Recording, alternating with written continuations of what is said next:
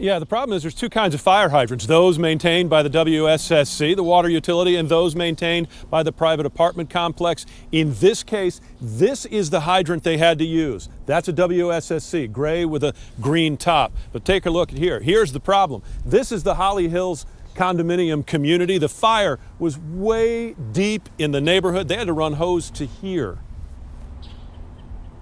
In the Holly Hills condo complex today, owners who helplessly watched yesterday's fire are angry. It's ridiculous. They need to do something. We're all vulnerable because place has not been taken care of the way it's supposed to be. They're talking about the fire hydrants within the community.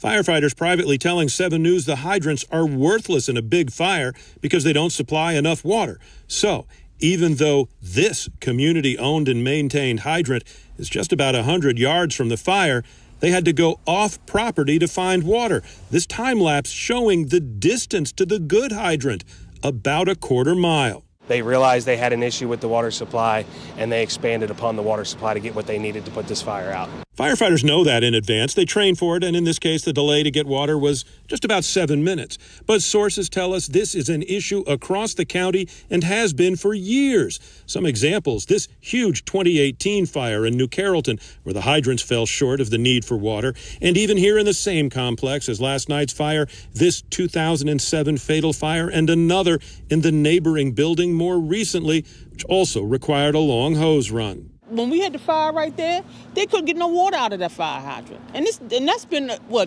or 5 years ago. A complex manager declining to answer our questions about the hydrants. Off camera, another employee denying there's a problem. This condo owner saying he saw firefighters struggle with his own eyes. When they got here, I was here. They were running like crazy because there was no water.